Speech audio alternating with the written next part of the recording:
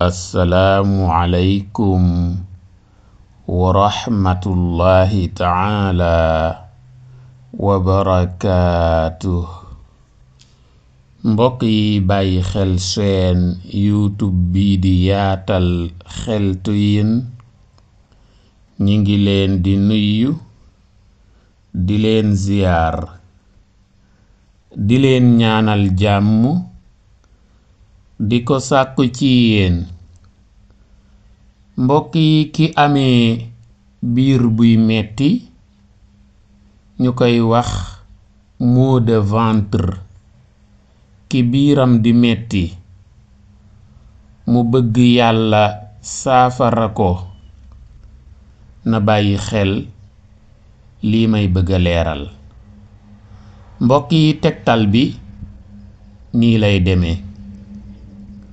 day jël loxo ndey jooram su fekkee amul benn gàllankoor ci loxo ndey joor bi muy main droite bi, waaye su fekkee nag dafa am gàllankoor ci loxo ndey joor bi mën na jël loxo càmmooñ bi muy main gauche bi.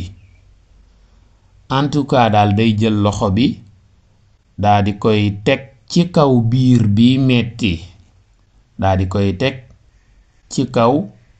metti après mu daal di jàng lii may bëgg a leeral. day njëkk a jàng saaru faatiha ba mu jeex tàkk te mooy bismillahi rrahmani rrahim alhamdulillahi rabbil alamin arrahmani rrahim maliki yawmiddin ba ca wala dolliin ñaata yoon? juróom-ñaari yoon muy 7 fois. bu jàngee saaru fatiha ba mu mat juróom-ñaari yoon muy 7 fois mu daldi ciy teg lii te mooy bismillahi rrahmani rrahim wa dhannuuni id dhahaba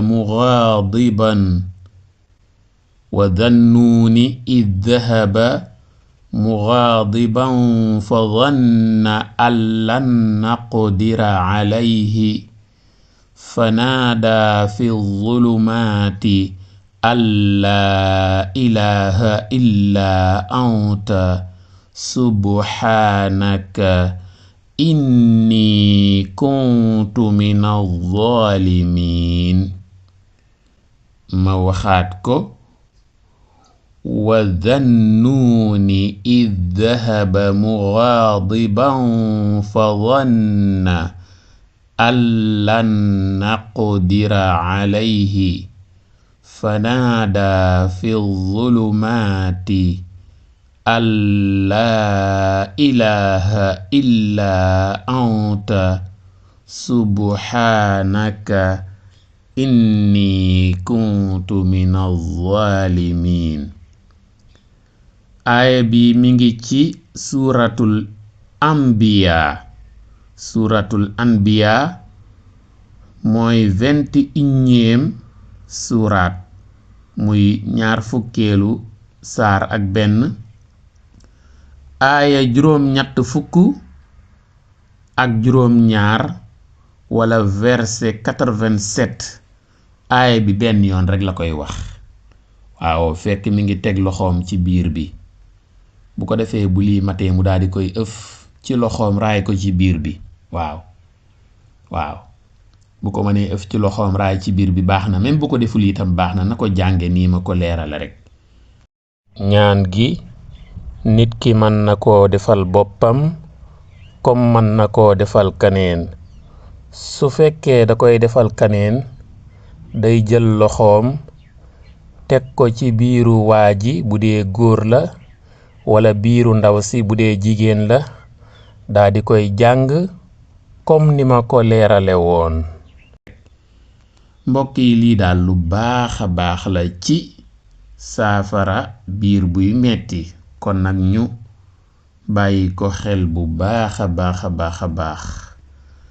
mbokk yi yaatal xeltu yin mooy seenu njariñ yi kon nag dañuy taxawandi fii di leen ñaax ngeen abonné wu ci seen YouTube bi di Yaatal Xeltu Yin di bàyyi xel waxtaan yi di commenter di aimer ndax fi la njariñ yi di gën yaatoo. jàngeen jëf. wassalaam.